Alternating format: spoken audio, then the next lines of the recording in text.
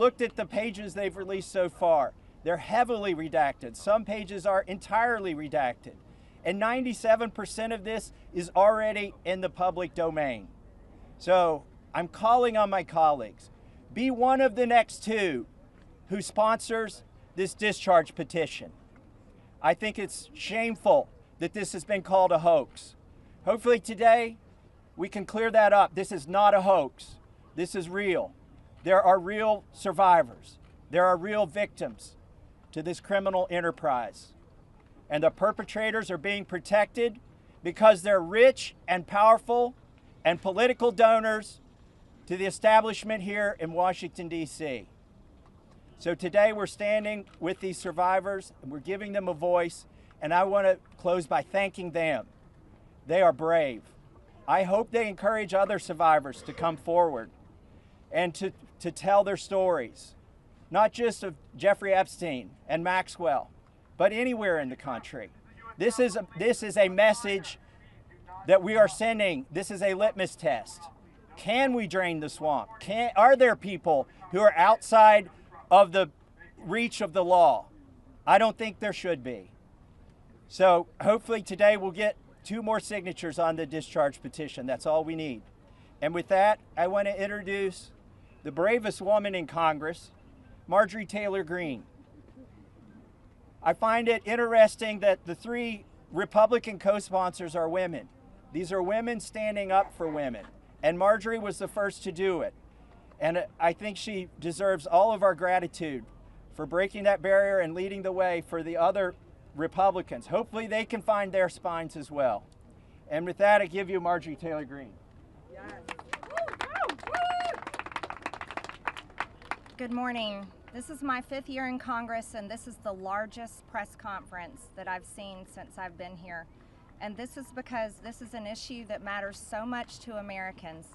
This is an issue that doesn't have political boundaries. It's an issue that Republicans and Democrats should never fight about. As a matter of fact, it's such an important issue that it should bring us all together. It's grieved me to watch the arguments and debates take place among my colleagues and even the administration. I think this is something that was worth fighting for. You see, the women behind me are going to tell you stories that you've never heard before. These are unimaginable horrors that they've lived with for their entire lives since they were very, very young. But these are also similar stories that many children, teenagers, women, and even men are enduring nightmares right now as we speak. You see, these women have been fighting since the 1990s. I heard one woman tell us yesterday since 1996. And they have carried with them shame. But I want to tell you something. The shame does not fall on these brave, courageous women.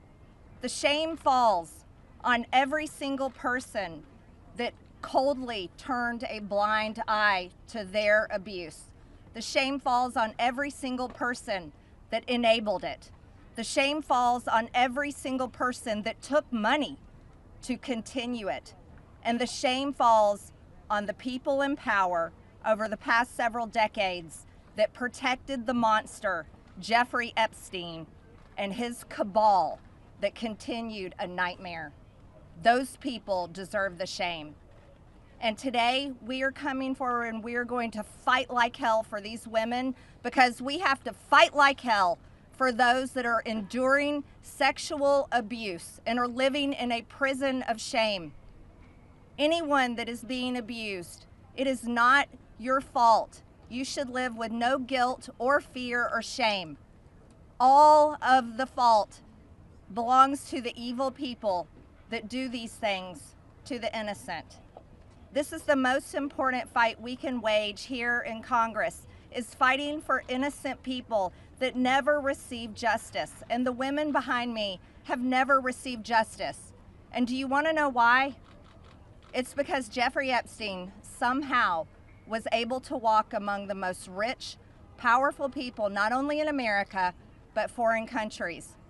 Yesterday, I heard countries like Saudi Arabia, Russia, and even Israel, and other countries The truth needs to come out, and the government holds the truth. The cases that are sealed hold the truth. Jeffrey Epstein's estate holds the truth.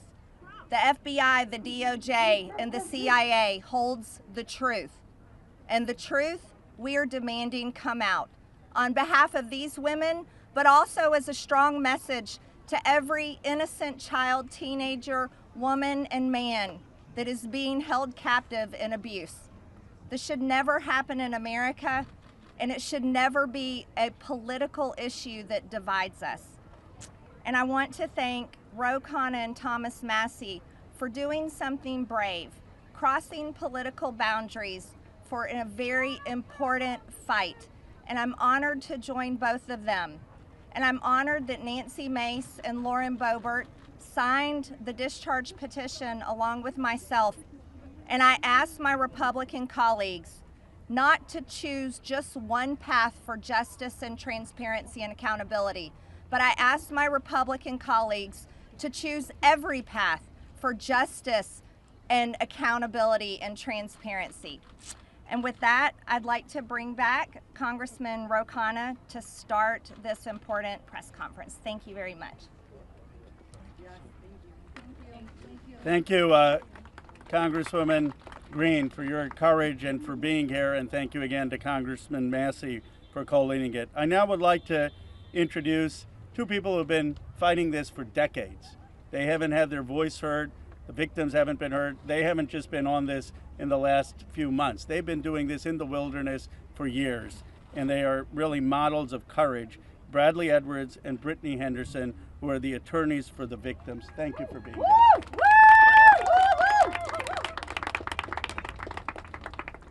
Thank you, Ro and Thomas Massie. I really appreciate you putting forth this discharge petition.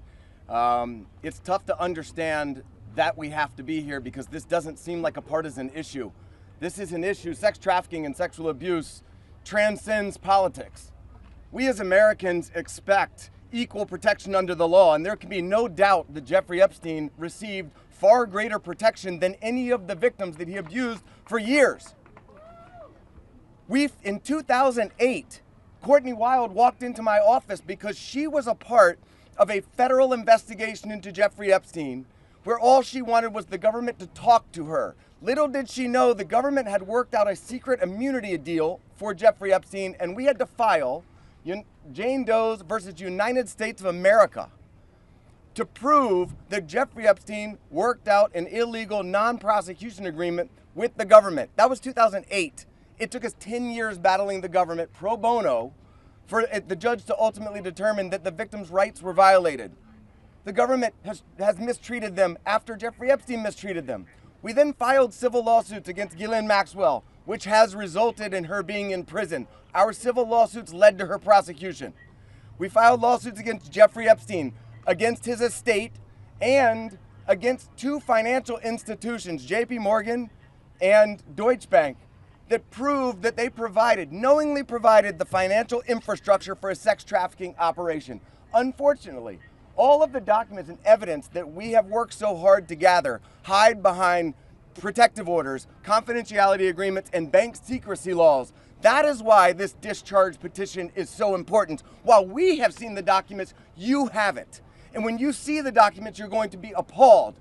And the American people deserve to see everything. When you sign this discharge petition, it should mean nothing is off limits. That means the documents in the possession of the CIA should be made available. Those in the possession of the FBI going back decades should be made available. The SEC, financial records in the possession of FinCEN should be made available. Everybody knows that evil flourishes in the darkness. Corruption flourishes in secrecy. It is time right now to make a difference for the women that are behind me right now. They have been courageous and fought through this whole thing. Whether you're a Republican or you're a Democrat, this one is an easy call. You're an American who cares about equal rights and equal protection under the law. If you care about these women, if you care about our country, and you care about this issue, this should pass with flying colors. I really appreciate everybody being here.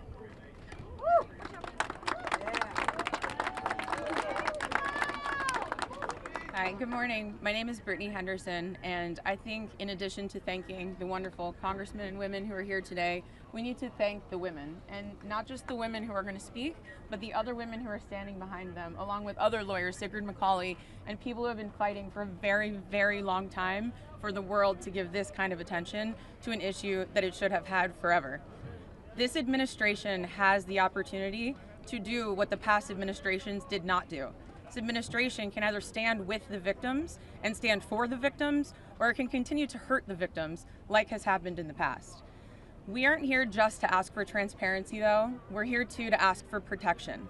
The women here represent hundreds of other women who we have spoken to, many of whom were trafficked from other countries, from Eastern European countries where women don't have the rights that we have here. Women don't have the protections that we have here. And those women are terrified that their names will be released in these files. The government won't know that they're victims to redact and protect them. So we ask that you please, whoever is going to be in charge of redacting these files and in charge of this transparency, do it in a way that protects the women brave enough to be here, but also protects the women who are terrified that every day when they turn the TV on, something bad is going to happen to them in Ukraine, in Russia, in whatever country they live in, because no one is listening to them there.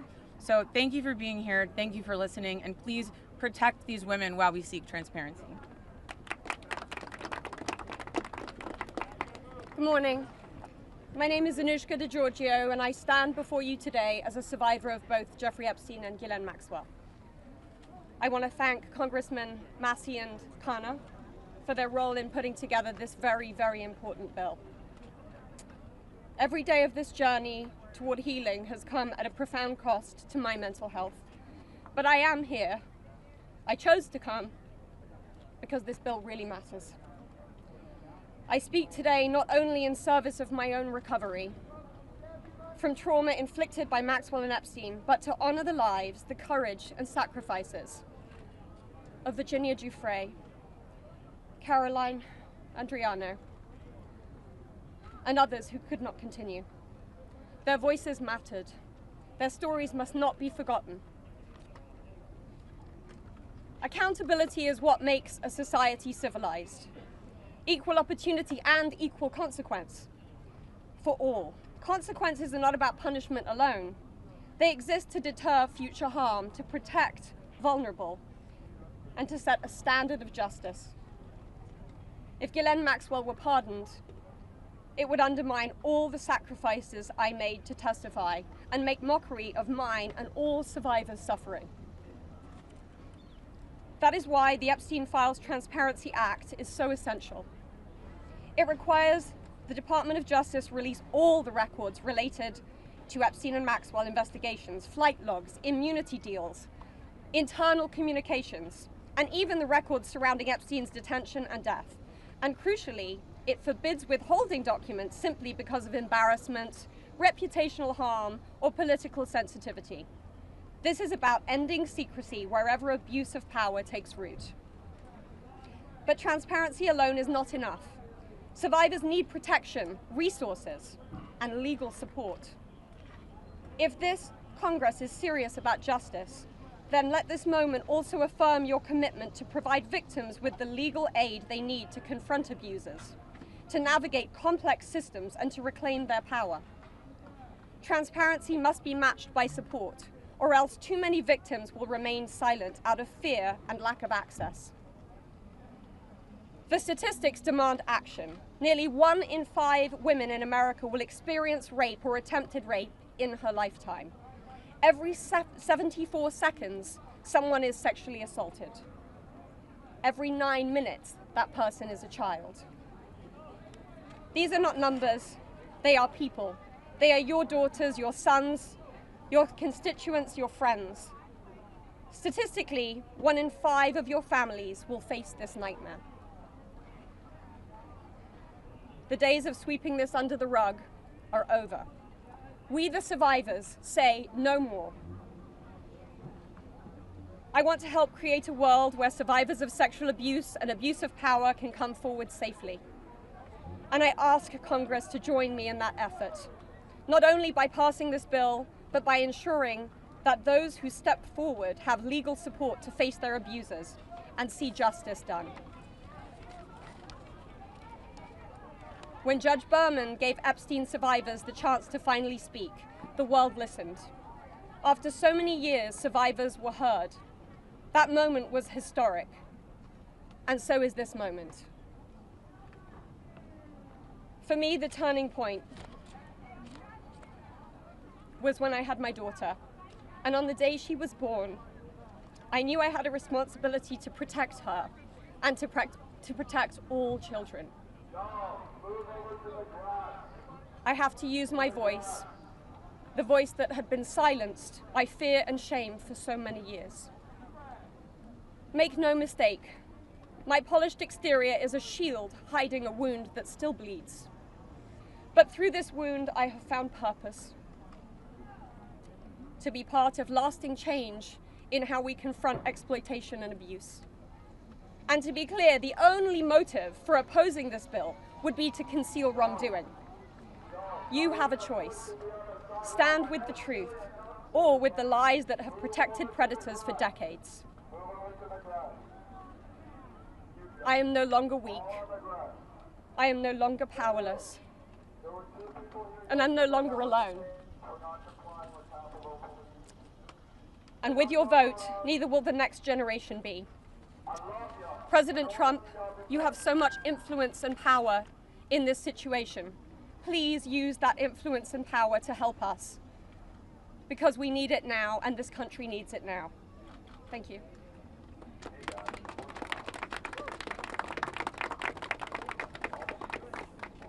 Hello.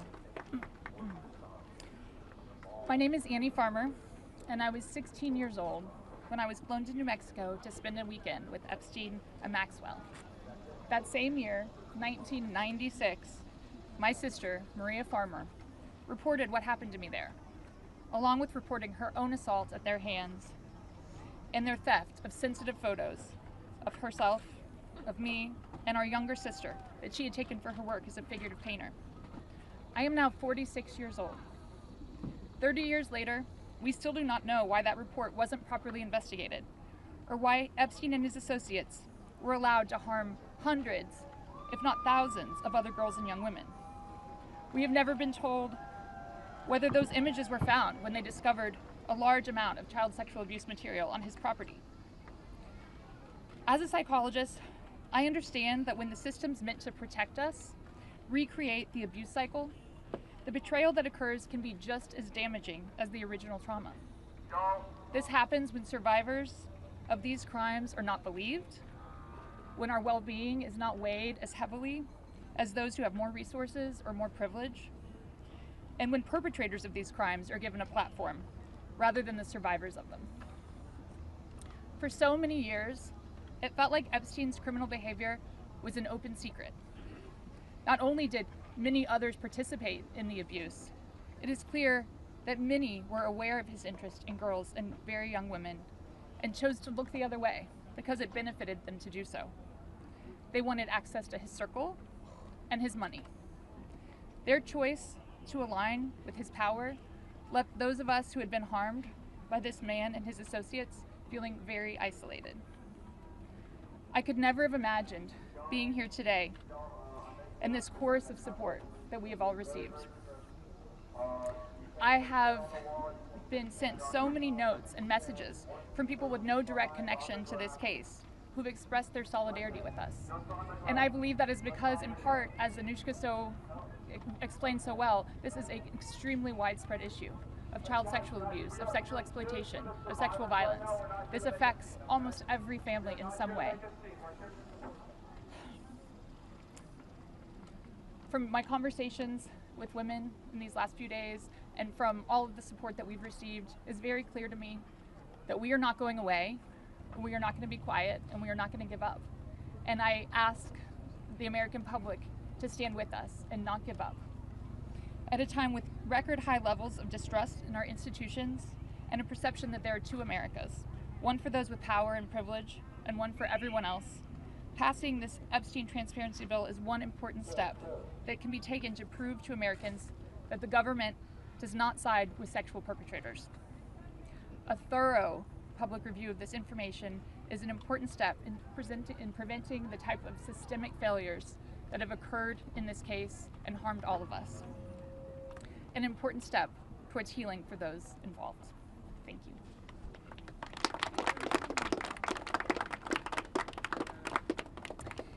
Hello everyone. I'd like to say thank you everyone for being here today on this very powerful and special day for all of us here.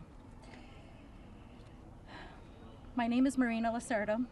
I was minor victim 1 in federal indictment of Jeffrey Epstein in New York in 2019.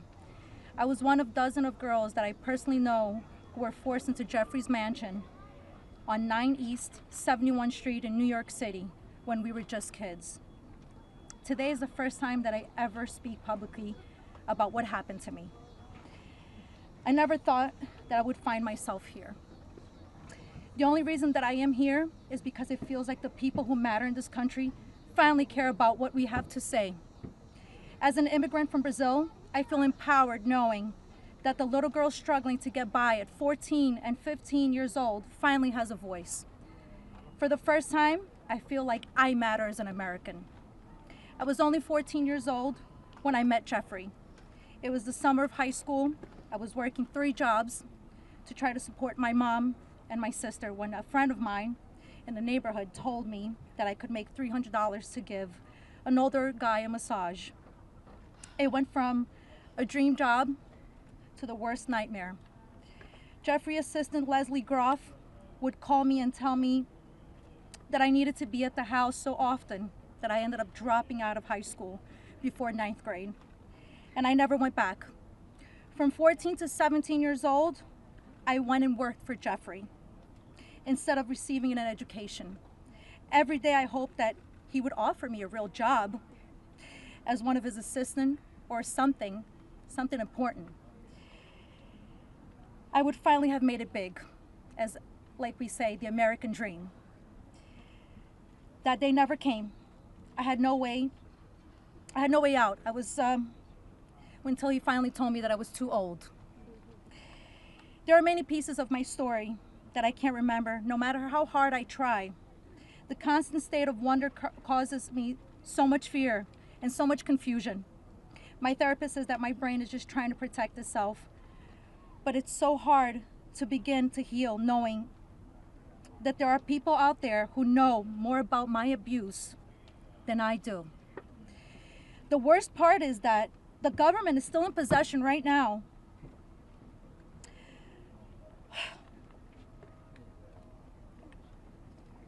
of the documents and information about that could help me remember and get over all of this maybe and help me heal. They have documents with my name on them that were confiscated from Jeffrey Epstein's house and could help me put the pieces of my own life back together. But I don't have any of it. And I know the same is true for many of these women.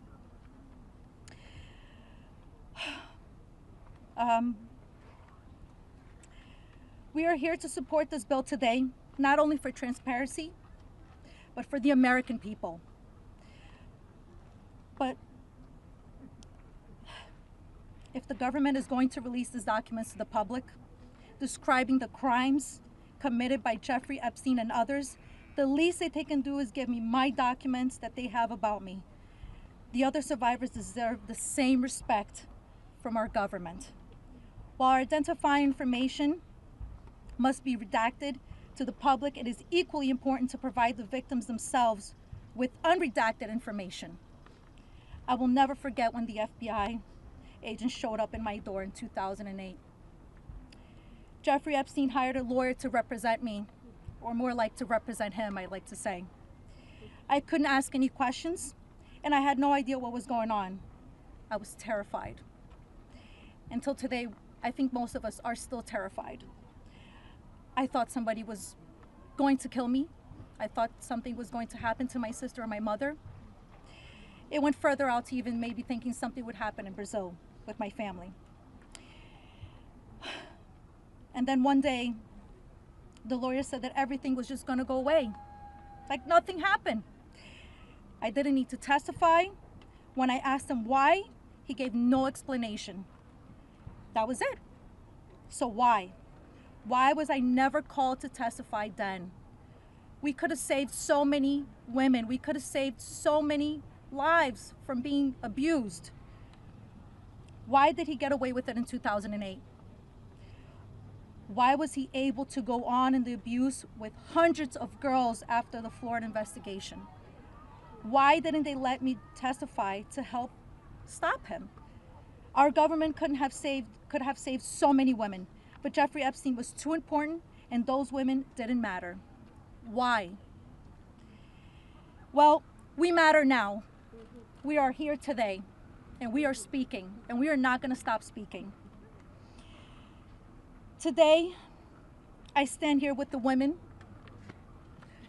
who have really helped me to find the strength to come out and come forward to share my story for the very first time. Together, we are stronger than ever.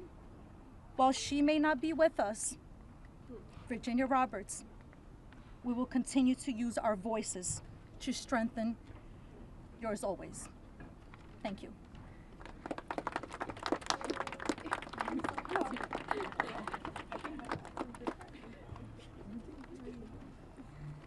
Hi, my name's Courtney Wild. I just wanted to take a second and just have a moment of silence for all the women survivors that aren't here with us today, that passed away due to anxiety, depression, trying to keep up with this case. A moment of silence, please.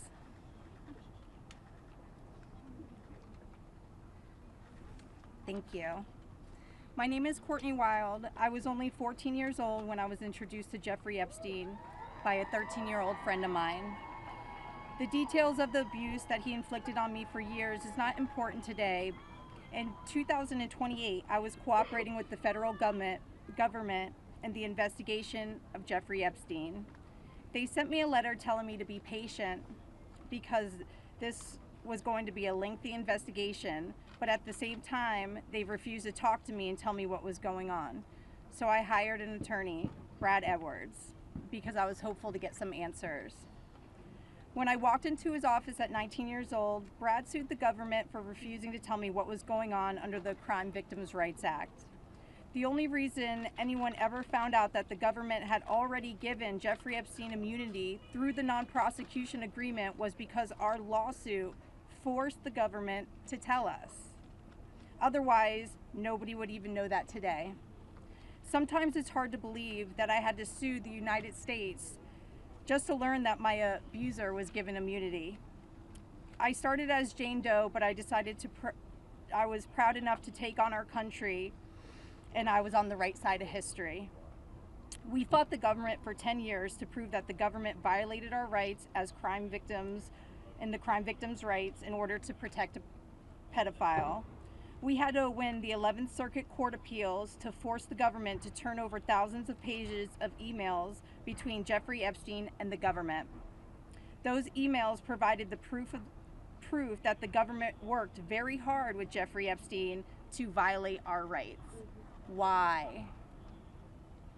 Why did the government work so hard to protect Jeffrey and not so hard to protect me and my other innocent friends? Why was Jeffrey so important to the government, and why was I so insignificant? Why did nobody but our lawyers care before now? It seems people have only started to care because of Twitter and politics. But I would like to say this has nothing to do with politics. This is not a blue thing or a red thing. This is an everyone thing. We can all agree on this. The injustice that has happened here. Multiple, over and over. Everybody that talks about this just seems to make it worse. We need transparency. It's time for us to see beyond the curtain. Why was Jeffrey Epstein so protected? Who is still being protected? And who protected them all, so the world can understand how Jeffrey was able to abuse so many of us for so long. I was lucky to have Brad Edwards, Brittany Henderson, and Paul Cassell take on my case pro bono and fight fearlessly over 20 years' time. I would like to thank them, and I'd also like to ask the Trump administration to please sign off on the Crime Victims' Rights Reformed Act, the Courtney Wild Crime Victims' Rights Reformed Act that's we're trying to get past here so we can close the loopholes in the CVRA case that Epstein's attorney used to their benefit to get away with this. Thank you so much.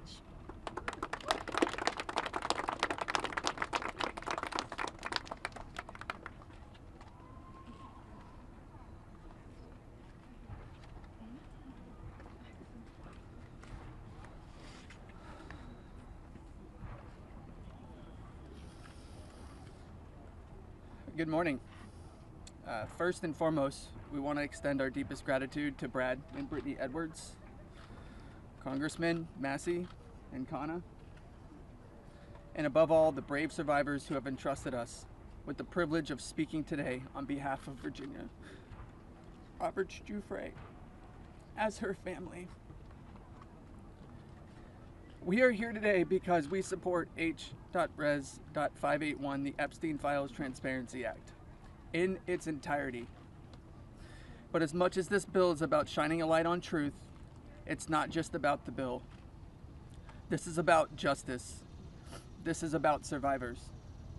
This is about justice against the rich and powerful who have stolen something from these women and many children at the time, their freedom. The freedom to live their life without mental and physical scars that have been inflicted upon them by those who thought they were untouchable. The same freedom that these monsters took from these survivors, they should never be afforded. They should never be allowed to continue their lives with impunity. Let's be clear, this is not a political issue. This is not about left or right. This is about humanity. This is about doing what's right. And this is about ensuring that the future we leave behind isn't one where the powerful can hide behind their wealth, their influence, and their money to evade justice. Our plea to you, whether you're a dad, a mom, a brother, or a sister, look your young ones in the face, look them in the eye, and tell them you didn't stand against the very people who raped, molested, and preyed upon children and young women. Tell them you were willing to negotiate a deal. Money should never be what makes something right or wrong. If you vote no, your stance will be clear. You will be choosing to stand on the side of the rich and powerful, allowing money to buy your way out of the consequence. But here's my one ask. Look these survivors in the eye and tell them why. Then, look the people of the United States in the eye and tell them why. And then, when you're alone, look yourself in the mirror and ask yourself why. Virginia said it best, and I quote, "I have physical and mental scars that will never heal. I have memories that will never go away. They say time can heal, but this won't. Not until the justice system makes an example out of these people with so-called privileges. I just call it money. The only time I can begin to heal is when their freedom is taken from them, just like they did to me and literally thousands of other victims. The survivors of this horrific abuse are watching. The American people are watching. And history is watching. Which side will you be on?" Thank you.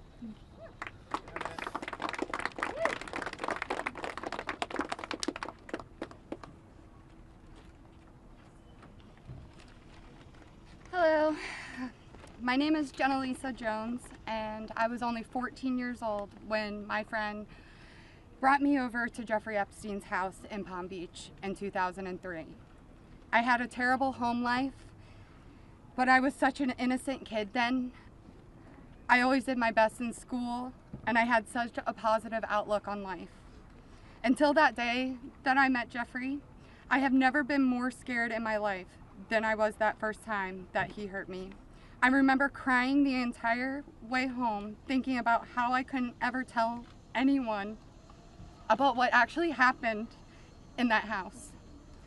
This guy was so rich and had so many pictures with so many famous people, and no one would have ever believed me if I told them. I want to thank Congressman Rowe and Congressman Thomas Massie for having me here today. It was really hard for me to find my voice and to become strong enough to speak about my abuse. I didn't come forward until 2019, and even when And even then, it was like I was afraid of a ghost.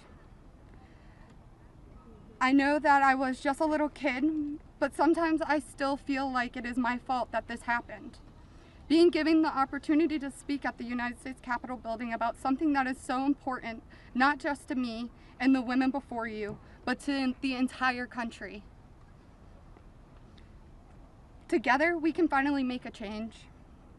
And that is thanks to the people like these two congressmen and their teams who actually care about the victims. If you are a member of Congress and you are listening to all of us speak here today, please really listen to us. Please vote for this bill to be passed. Please recognize how important it is for transparency relating to Jeffrey Epstein. Whether you are a Democrat or a Republican, this does not matter. This is not about sides.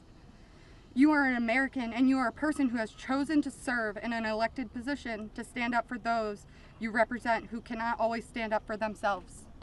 We are those people.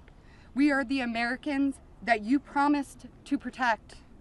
And we need your help. Please, President Trump, pass this bill and help us. Make us feel like our voices are finally being heard. Thank you.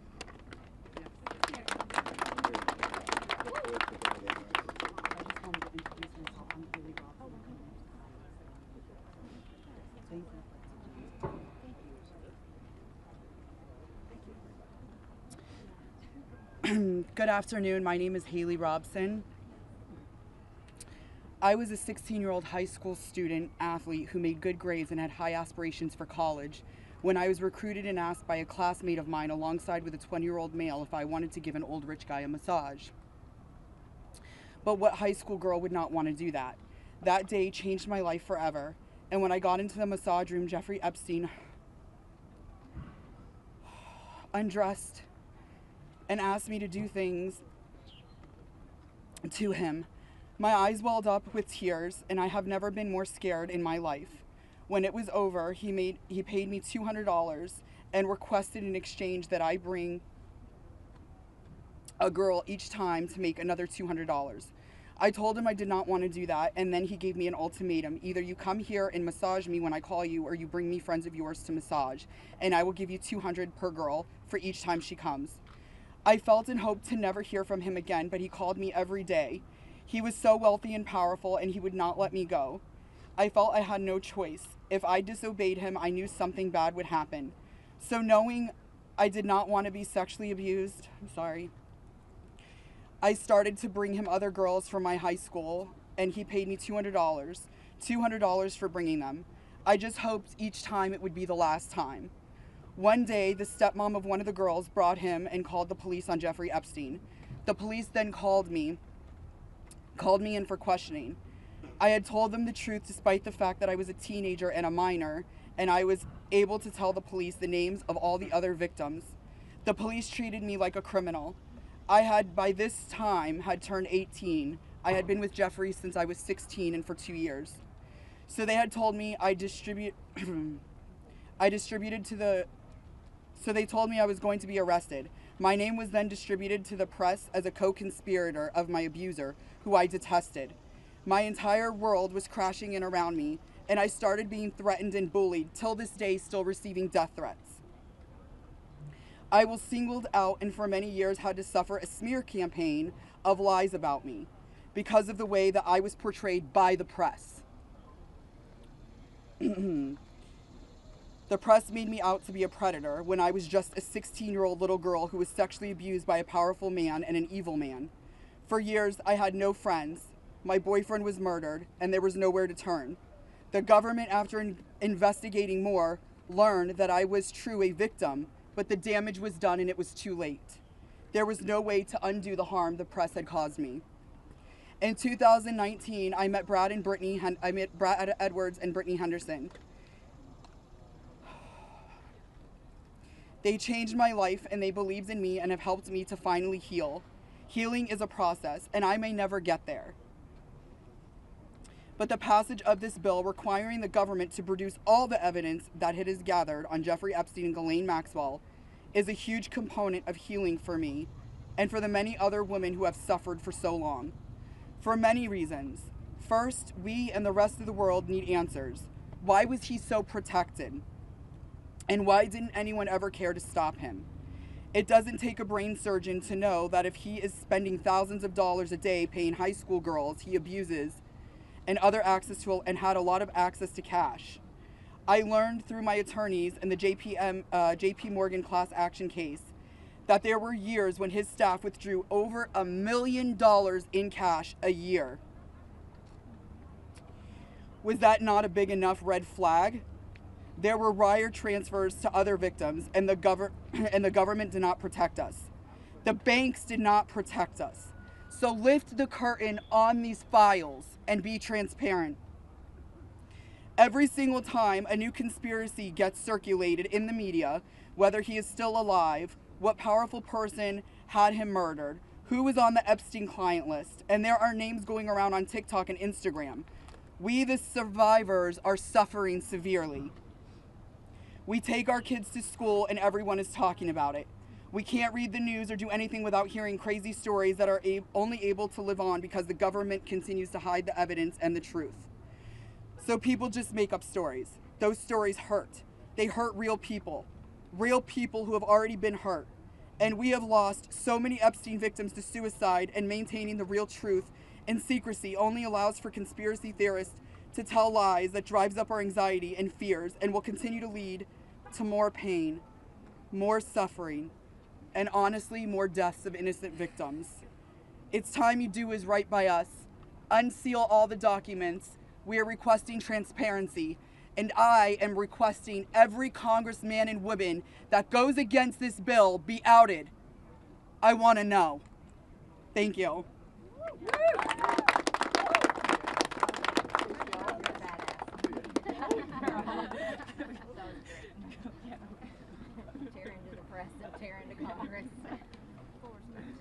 Hi there, my name is Lisa Phillips, and I'm the host of an award-nominated podcast called From Now On, a platform supporting survivors. I want to thank all of my survivor sisters who came before me today. I'll be very short. In the year 2000, I was taken to Jeffrey Epstein's island while on a photo shoot on a nearby island.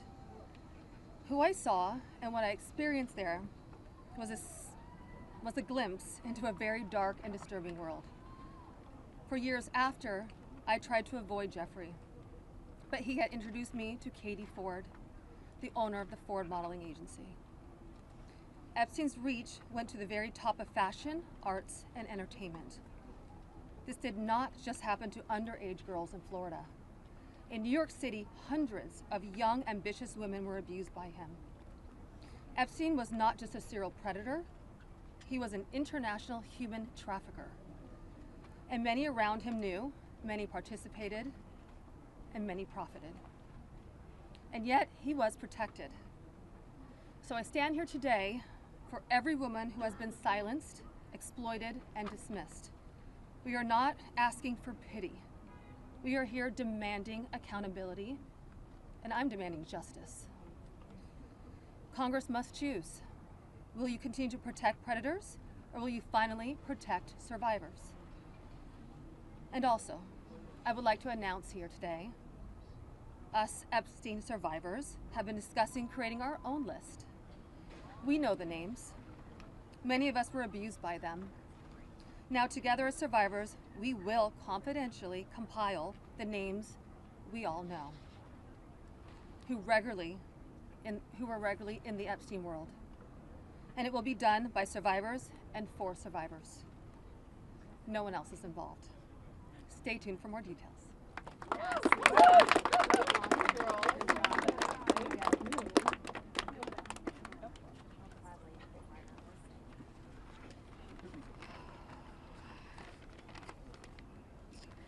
Hello, my name is Shantae Davies, and I'm here before you today as a survivor of decades of pain, trauma, and betrayal at the hands of Ghislaine Maxwell and Jeffrey Epstein, and the people who enabled them, and a government that for far too long refused to help. In 2002, I was living in California, a young woman with high aspirations of becoming an actress. I was already beginning to make a name for myself in the industry. A person I trusted, someone I thought was a friend, invited me to meet a powerful woman who could help advance my career. That woman happened to be Ghislaine Maxwell. I was asked to give her a massage, though I had almost no experience, and when I did, she praised me and promised introductions to someone enormously powerful, someone who could change the course of my life, and that man was Jeffrey Epstein. At first, I was an excited young woman on top of the world. Epstein flew me to his private island. He listened to my dreams, promised to help, but his promises came with a catch. The abuse began. He told me to keep it secret. He manipulated me with quid pro quo I did not consent to, but I felt I had no one to turn to. He was too powerful. I was just one of the many young women trapped in his orbit. I was even taken on a trip to Africa with former President Bill Clinton and other notable figures. In those moments, I realized how powerless I was. If I spoke out, who would believe me? Who would protect me?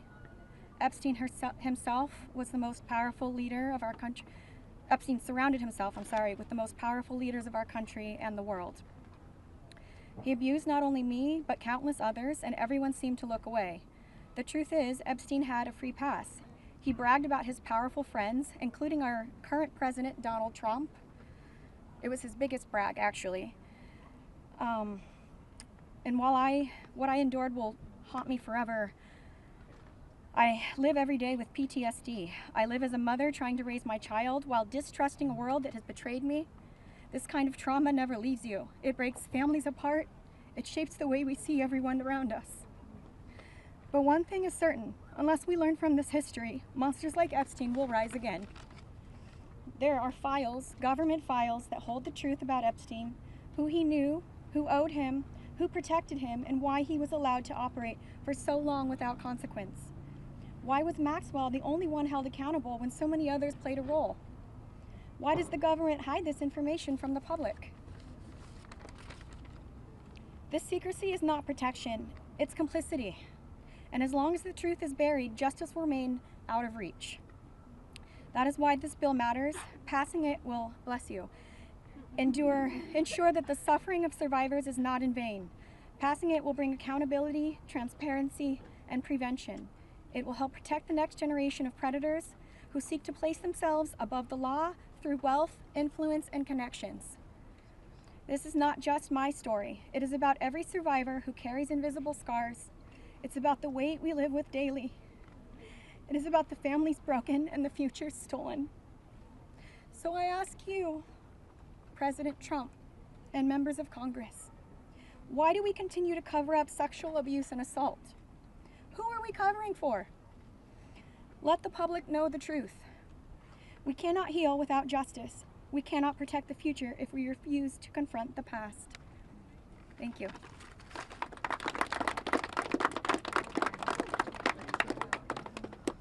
Let's just give a round of applause for all the courage and strength that the survivors have shown. We now will take a few questions. You can always get Congressman Massie, me, or Congresswoman Greene in the hallways and other places. If you have questions for us, that's fine. But I wanted to see first if you have questions for the lawyers and the survivors, and Brad will facilitate any of the questions to the survivors. Yes? Yeah. This question would be for the survivors, Mr. Edwards. The president has said that this Epstein issue is a hoax, is the words that he used. Can we get your reactions to what you think when you hear him say that? I'll answer that. Mr. President Donald J. Trump, I am a registered Republican, not that that matters because this is not political. However, I cordially invite you to the Capitol to meet me in person so you can understand this is not a hoax. We are real human beings. This is real trauma. What does it feel like emotionally to hear that? Devastating. It's being gutted from the inside out. Not that I would know what that feels like, but I imagine it's the anxiety buildup with the depression and the survival mode, and then your nervous system goes limp and ironically is shot, and it feels like you just want to explode inside because nobody, again, is understanding that this is a real situation. These women are real. We're here in person. To say that it's a hoax is just not. Please humanize us. I would like Donald J. Trump and every person in America and around the world to humanize us, to see us for who we are and to hear us for what we have to say. There is no hoax. The abuse was real. Now, what goes on behind closed doors, I can't speak for that. What happens around the world politically, I cannot speak for that. But I am here with all of these women, including our attorneys, and I would be more than happy to meet with him, and I will meet him halfway. Ms. Edwards, I wonder if any of the victims could respond to the news from recently about Ghislaine Maxwell being transferred to a lower security prison in the aftermath of speaking to Todd Blanche. You want that one? About her transfer. I'm happy to speak to that. We were horrified to learn that she had been transferred to a prison camp. She is someone who was found guilty by a jury of sex trafficking.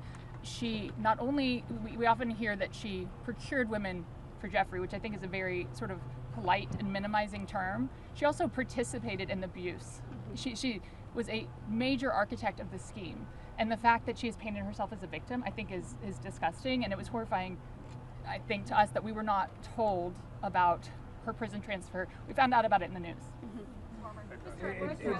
1 minute, I think Anushka maybe. So, Anushka DeGiorgio, I testified alongside Annie at the trial of Ghislaine Maxwell. I was horrified when I found out not only had Ghislaine Maxwell been transferred to what's called a low security. It's really is like a holiday camp. And then afterwards, I got a notification from the Department of Justice telling me that this was going to happen when it had already happened. This woman abused children.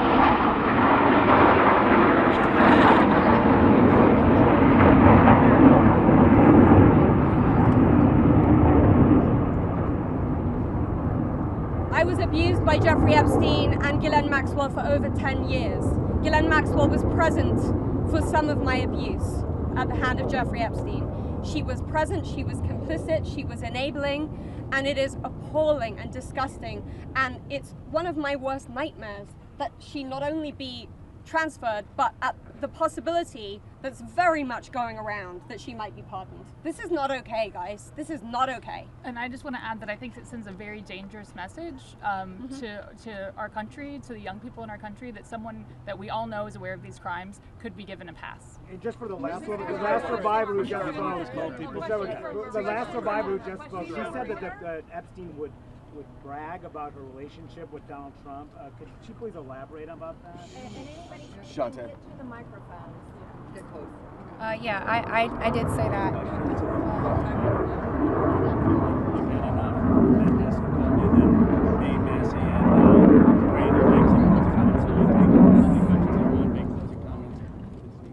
My first trip to the Palm Beach residence, I drove there from the airport with Ghislaine Maxwell, and Jeffrey and Ghislaine were always very boastful about their friends, their famous or powerful friends, and his biggest brag forever was that he was very good friends with Donald Trump. He had an 8x10 framed picture of him on his desk with the two of them. Like, they were very close. Go ahead. One second. He called on me. For this client list that you ladies are putting together, you said it would be confidential, but will the public, could you clarify, will the public get to see that? So Lisa, what's your envision here? Is it going to go to the public or just amongst the survivors? No, we're reaching out to survivors that are scared. So come on up. We're reaching out to survivors that are scared to come forward and that also know who they were trafficked to. So that's the list that we're compiling. We're not quite sure, how we're going to release that, or even if we're going to, the Department of Justice needs to release the list. Right, because for folks at home, they might be confused. The survivors know the names. You've seen these powerful people. Why can't you say the names? Could you just explain for folks? Why do we have to say the names when the government knows the names? And we're also scared to do so. Look what's happened to so many of the survivors that have revealed names.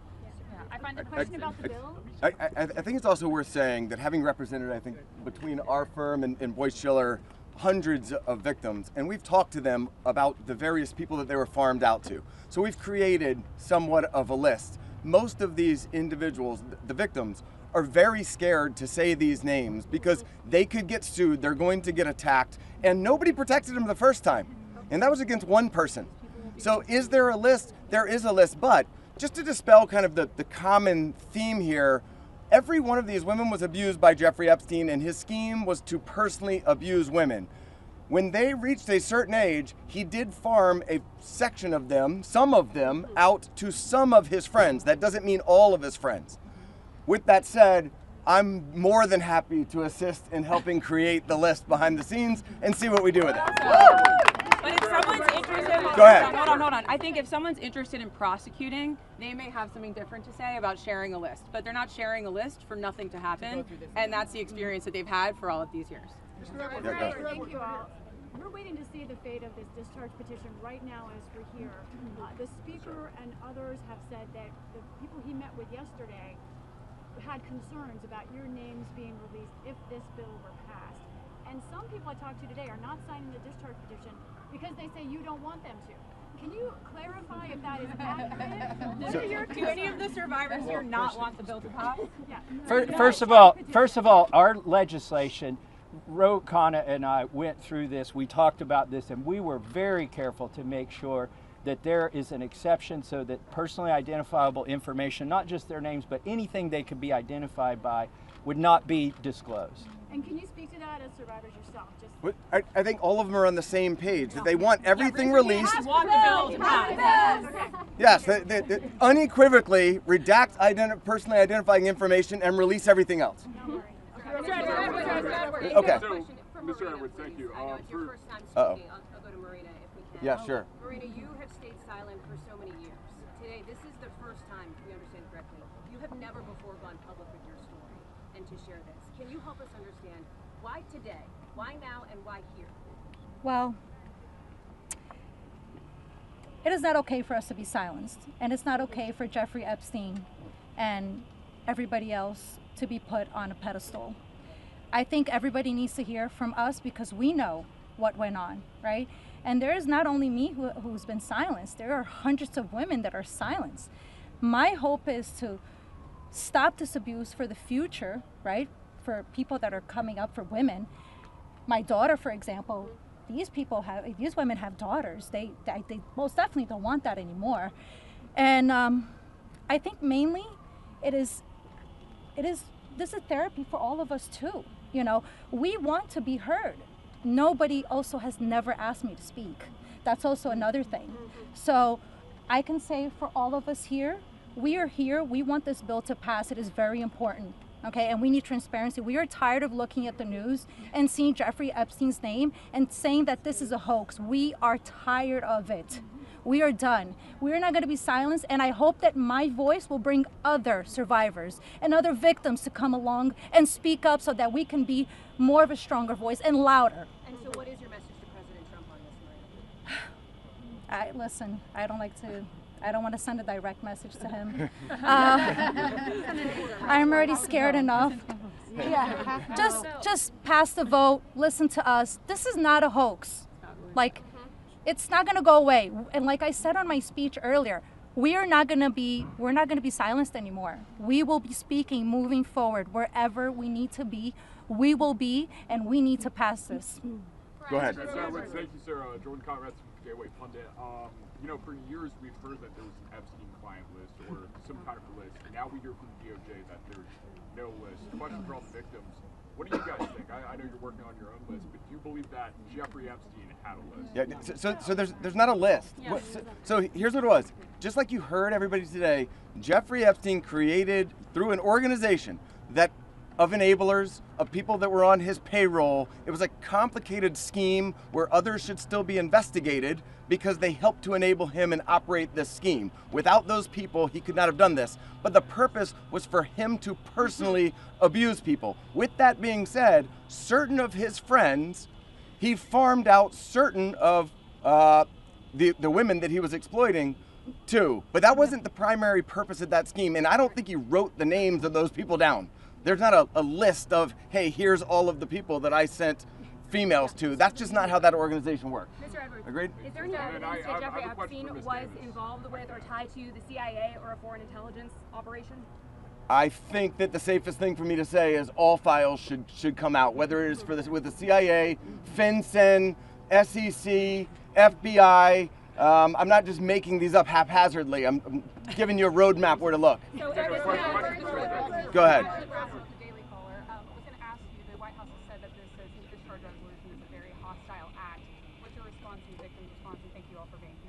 I'll go first and then I'll let them. They're much more important than me, but I don't understand why it's a hostile act. I can tell you that I talked to President Trump back in 2009, and several times after that. He didn't think that it was a hoax then. In fact, he helped me. He got on the phone. He told me things that were helping our investigation. Now, our investigation wasn't looking into him, but he was helping us then. He didn't treat this as a hoax. So at this point in time, I would hope that he would revert back to what he was saying to get elected, which is, I want transparency. This about face that occurred, none of us understand it. In fact, I don't understand how this is an issue that's even up for debate.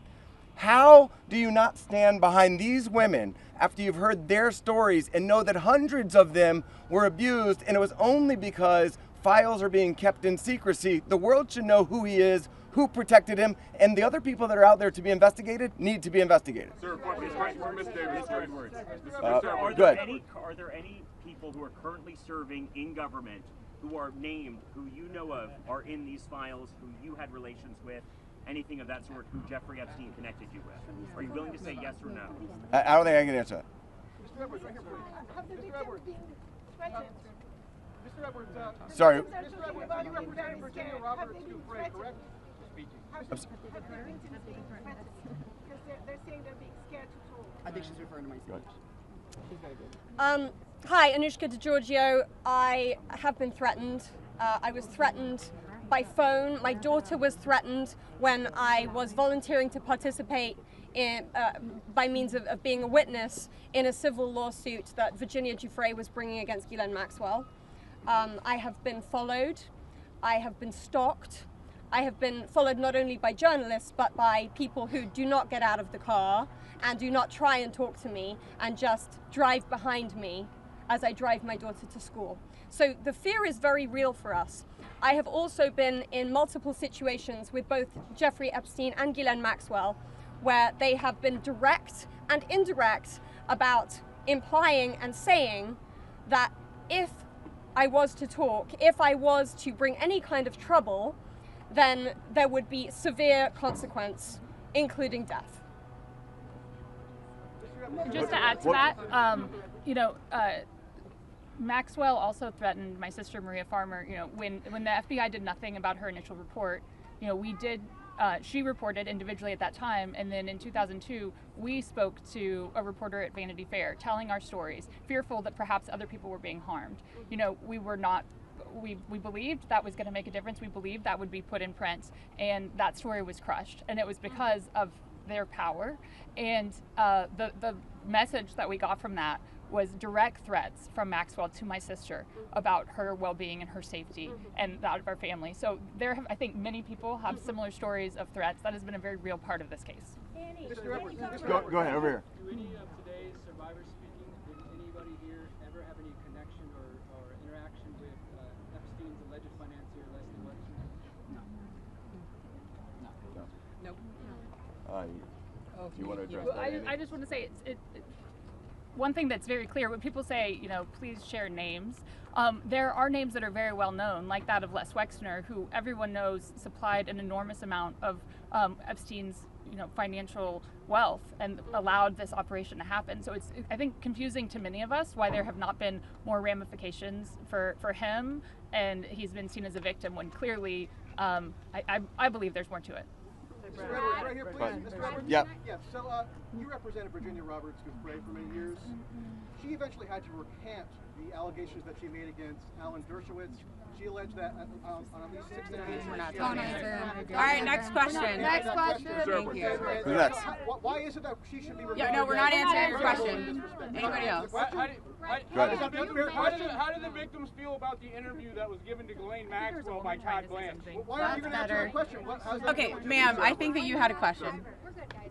When you talked in the past They on just avoided my question. You don't care? When you talked in the past on MSNBC about the existence of the Epstein birthday book, have you yourself in the course of litigation seen it? I don't know that we're able to reveal what we've seen and what we have not seen by way of protective order, but my point being in that circumstance was, if anybody wants answers, there's an easy place to get it. I told you where to get it. I said the estate of Jeffrey Epstein has it, serve a subpoena on them, they'll turn it over. And if we had served a subpoena on them in the past, they would have turned it over and we would have seen it, which I don't usually miss subpoenas like that. So there we go. Go ahead. Just say one thing on that. You know, to your question about the allegations, there's a simple answer. Release the files. Let the American public decide. Instead of harassing, instead of, I gave you your say. Look. Against a prominent individual among others. You're hired by Dershowitz. And then had to admit, other counsel. You know, even he knows what I'm talking about. That contained hugely salacious allegations against a whole. You've been heard. You've been heard. Shouldn't you tell the public about this? You've been heard. And even Alan Dershowitz says to release the files. Release the files. That is the answer, and that's what we're here for. And that is the.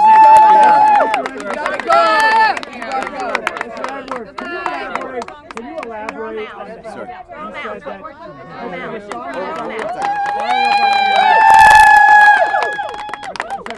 You said that Donald Trump gave you help in 2009. Can you elaborate on your interactions with Donald Trump back in 2009? And for any of the victims, they didn't ever see the president, but then not president yet, but they never ever see Trump with Epstein in any way. I don't know who's. I don't think that we can answer that question. Did anybody see Trump with Epstein back then? This is really not a political thing. We want the passage of the bill, and this is not to call out President Trump. What about your interaction with Trump? My point was that he was friendly back then, did not think that it was a hoax, and was trying to help. And now it seems like all of a sudden somebody's in his ear and he's not. So I'm hoping he'll come back to where he was back in 2009, be on the side of the victims and stand with us. On the passage of the bill, go ahead. Wanted to ask victims what they thought of the interview with Todd Blanche with the Deputy Attorney General when the DOJ. Did you answer that? Do you want to answer? I would. Teresa will step up. I would. Teresa J. Home. Happy to speak on that because what I will say is she got this airtime and platform. Her voice was elevated way before our voices were elevated here today. And that same calm, manipulative voice that she had so polite there that day with Todd Blanche was the same polite, coercive, manipulative voice that I heard as she was grooming me to then send me off to the home of Jeffrey Epstein where he would assault me. So that's what she was doing for hours, speaking with me, building relationship with me, building trust with me, allowing me to believe that I was going to get this job, a dream job that I had been recruited from my college, flown across the country from Los Angeles to New York City to interview, so I thought. So her voice that day was the same voice that sent me off to a monster. So nothing can be believed from what she says because she's been charged with perjury. I myself could sit there and listen, and as I did, I sat there and listened to this woman's voice lie. And there was no pushback from Todd Blanche because does he even have the facts to be able to push back on her? We could sit there and push back. Why didn't we get to attend that? Why weren't we there that day? Or why wasn't even one of us consulted prior to that day in that meeting? And why on earth has she been moved from Florida to her, it basically is prison spa. I mean, you know, let's be real. None of us were consulted. I found out, just like everyone here found out, through the media, through all of you. We found out about Ghislaine's transfer. So I'm very angry to sit there and listen. The feelings that come up listening to this woman's voice is repulsive. Yes, I would say it's triggering. We all work very hard on healing. And it still gets to us after 2 decades. It's a very long answer, but it's repulsive to sit there and listen to her voice in her interview. Can we take two more questions? One over here. My reporting in Vanity Fair directly led to a $100 million payment from J.P. Morgan to the Virgin Islands. Will you go after the DOJ, the FBI, because they're sitting on evidence? I've held the evidence in my hands. Can you speak to that? I think that there's nobody that's immune from us going after them if there's a legitimate action to take. So to the extent that that evidence exists, then show it to us and we'll help in every way we can. We stand with the victims. Okay. One more. Can the survivors speak to, speaking of being threatened and being afraid to come forward with the story, to the case of Katie Johnson, who alleged that Donald Trump and Jeffrey Epstein... I don't think we can talk about. I don't think we can talk about that case. I do think it's worth saying, though, despite the comments that he made, Virginia Roberts Giuffre is an American hero. She is somebody without whom we would not be able to have this voice. She was the one who had courage to name names, speak out against people, and she was standing up against everybody at one time with an enormous amount of pressure. And most of these women are here because of Virginia Roberts Giuffre. All right, last one. Johnson says he's protecting the innocent. Do one of the victims say who they think the innocent people are that he's protecting in his mind? Clearly not us.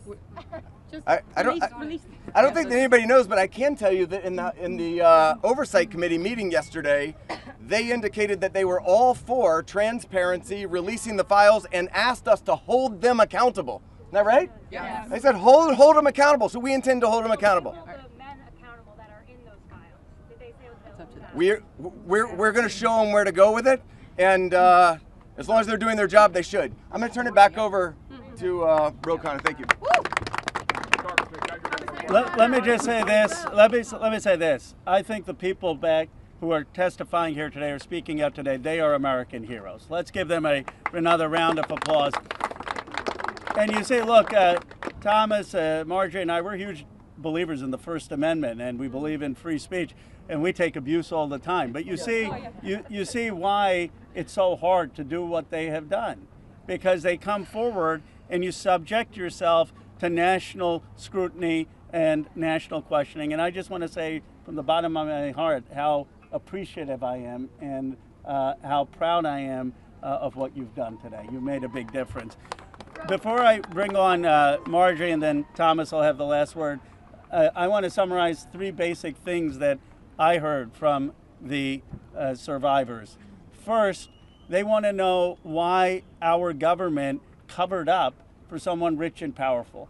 Why is it that we have 2 Americas? People say, why do you need to release the Epstein files if Epstein is dead and Maxwell is in jail? Because we don't know who all was involved in the cover-up. Why are there rich and powerful people who didn't have justice? They want to know that. Second, many said it's important for their own closure. They don't know their own abuse. They want to understand what's in these files for themselves. And third, we heard that there are many others who obviously were involved.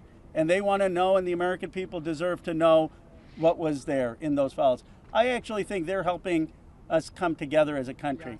I've never done a press conference with Marjorie Taylor Greene before.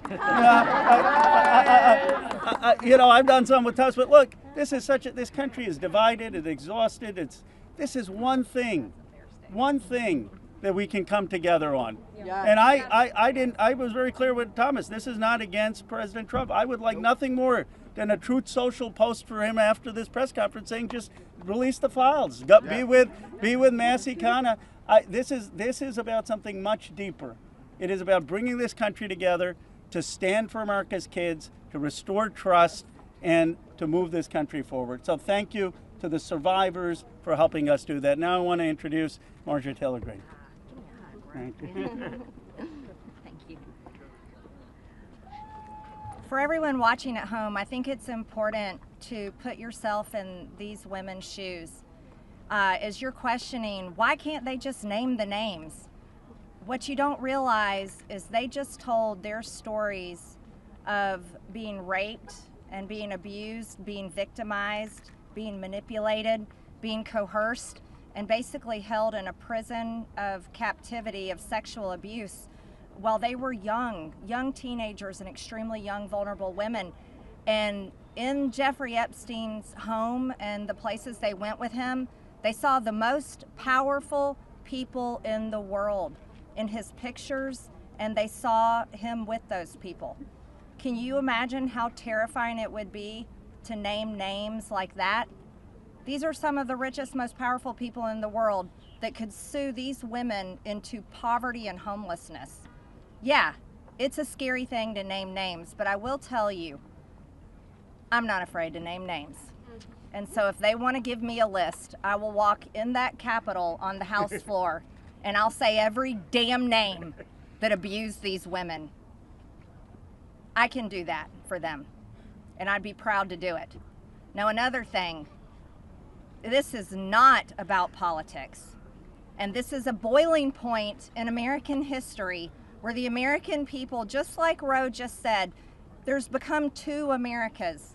There's the America for the rich and the powerful and the elite, where they never face any struggles or problems and never experience what real America goes through. And then there's forgotten America that faces all the problems and deals with all the issues and never gets justice for being sexually assaulted and raped by a monster. It shouldn't exist anymore, and people are sick of it. So let's recognize the fact that the administration before and the one before it and the one before it and the one before it and before it never did anything about this. So this isn't one political party or the other. It's a culmination of everyone worked together to silence these women and protect Jeffrey Epstein and his cabal. And this is not just rich, powerful people. Think his drivers, his maids, his chefs, all the people, people that worked in his home, security guards. I heard one story from a young woman that was being raped by Jeffrey Epstein when he was out on work release while he was serving time in prison and had an ankle monitor on his leg. Guess what? There was a police officer outside that door. So this list of names is quite a list of names, and it doesn't extend just in the rich, powerful circles. It extends down to the very bottom where people were paid. And again, I will say this, there's victims suffering today in similar circumstances, and they're terrified to name the names of the people that are currently abusing them. And so with these brave, courageous women fighting this fight, this is a fight for women and children and any person that is facing sexual abuse and rape and captivity and human trafficking right now. And so here's what I ask you in the press. Don't go for salacious headlines. Go for the truth and defend these women and help those of us in Congress that are crossing our political party lines for doing the right thing and trying to do it together. And thank you, Roe, and thank you, Thomas. And now I recognize Thomas Massie from Kentucky.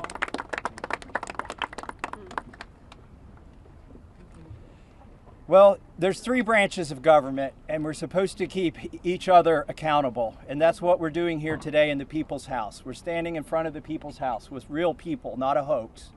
And they've told their story. We wanted to give them a platform to speak, and they've had it. They stepped up, and they were brave. But I also today hope that they would persuade my colleagues to join this effort. But I found out something today that happened that I wasn't expecting. They persuaded me to fight even harder. I'm not going to give up. And I want to end with this call to action. First, a call to action to my colleagues who, just an hour before this press conference, were prepared. They were given a fig leaf. We'll put a resolution on the floor so that you can say that you voted to protect the survivors. Their resolution doesn't really do anything. And that's the oldest trick in the swamp. When you want to kill the momentum, when you want to kill initiative, you introduce a placebo, a different bill that does nothing. and then try to pull the wool over the eyes of the American people. That's not going to happen this time. We demand real accountability. I encourage my colleagues, please, there's over 200 Republicans who have not signed this discharge petition. We only need 2 of them to sign it. And every Democrat will sign it. And that will get us the number we need to force this vote, to pass a law, not a polite request to the DOJ to police themselves. No, we need legally binding legislation to force that to happen. And my main call to action is to the people watching these live feeds that are going through these cameras right now. Congressmen, listen to you. Light up their phones. Burn down the phone lines here in Washington, D.C. Ask them the questions that these survivors wanted you to ask them. Why won't you be for transparency? Don't accept their answer that the bill has a flaw or that the survivors don't want it. We know that's not true. They wouldn't be fighting it so hard in this town if it wasn't the real bill. So with that, please call your congressman. Tell him or her to get on this bill and to stand up for these survivors. Thank you and God bless. That's the end.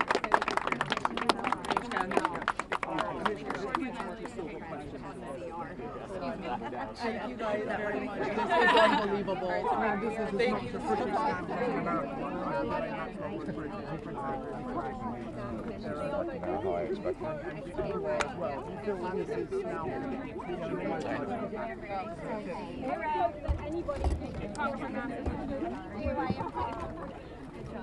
Congressman Massie. Congressman Massie.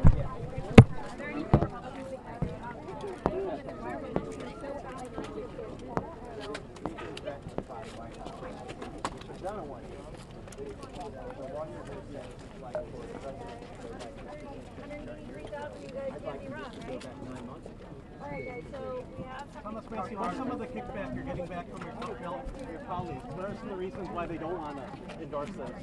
They're being threatened. I mean, look, I've got $2 million of ads running against me back in my district, and it's funded by 3 billionaires. One of them's in Epstein's blackmail.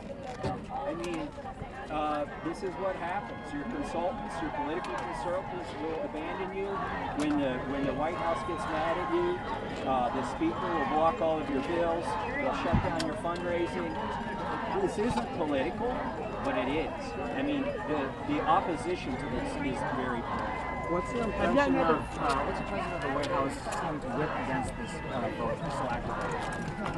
I have no idea why they're doing it. I do believe they're trying to protect the people who are rich and powerful and connected, like Republican donors. He's just doing what the White House has done. He was for transparency for about 24 hours and then he got tuned up by the White House. Have you had a chance to look at the Iraq emails that were leaked over the last week? And Jeffrey Epstein's involvement with the app known as car buying, which is currently rolled out in 23 states across the United States? I'm not that familiar with that. I'm spending most of my time trying to pour through the 35,000 pages that were released yesterday, and what I found out, a page is completely redacted, entire flight logs completely redacted. So this is a non-release, and the danger that Republicans are running, particularly the administration right now, is recreating the debacle that Attorney General Bondi had when she gave out the binders, and everybody put their phone and found out this information they already had. What we need from this Oversight Committee investigation is otherwise it's just an exercising in paper. What do you think the voters in not factoring down in this issue of not going away? Excuse me, I'm just looking for something. Oh, there it is. Do everything that I can. I mean, I think I already am, but I can probably think some more things.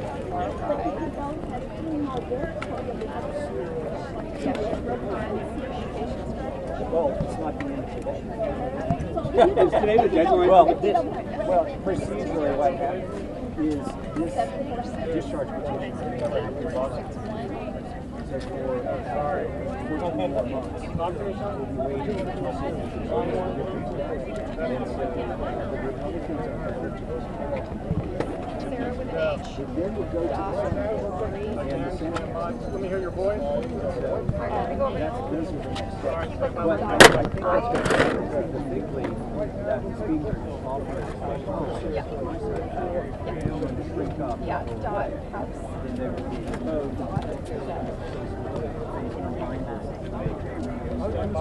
The outrage was even greater because they raised expectations. Not among those of us who know but they've raised expectations and they're going to What is your message to Republicans who might be waiting for something next time? Well, my message is it's an opportunity. Once we get through those issues, we're not collecting them. So you're one of those two that are on the right side of the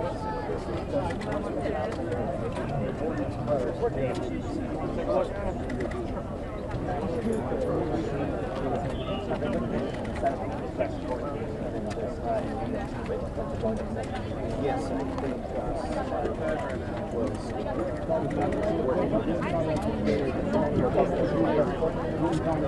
not that I know of yet.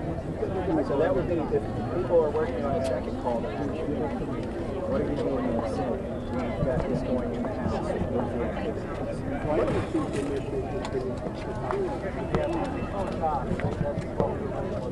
Well, they've dug in and decided they don't want it released. So it's a threat. It's political. And I think it's also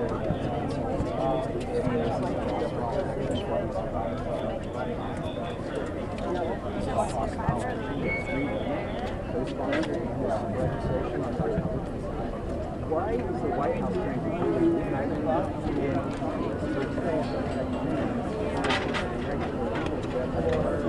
that's a question you need to ask. We're the media. They need to step and just basically tell the White House, I support your ideology with the White House, but on this issue, 80% of the 80% these files released, and the other 20% are paying attention to the issue. So it's the right thing policy-wise, and it's the right thing political-wise, but they just have to disassociate themselves from what they feel is a Are you personally worried at all about White House's threats against you or No, I'm the threat that's already happened. I mean, they're already running $2 million events. It's 3 years. One of them is who are they doing? John Wilson, the singer,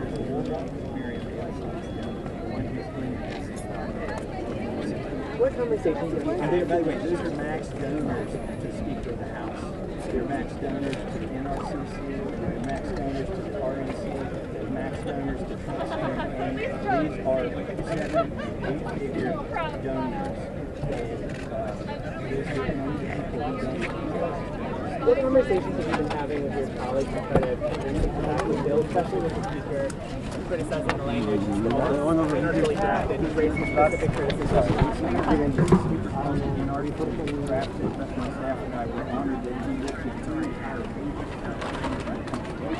from the draft. Let's get those. Very good.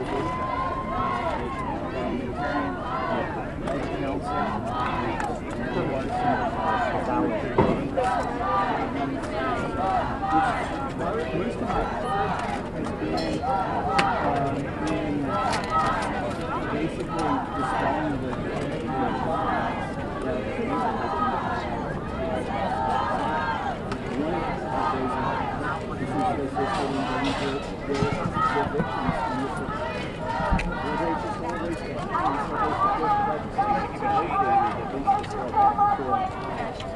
And I've also warned my colleagues, we're trying to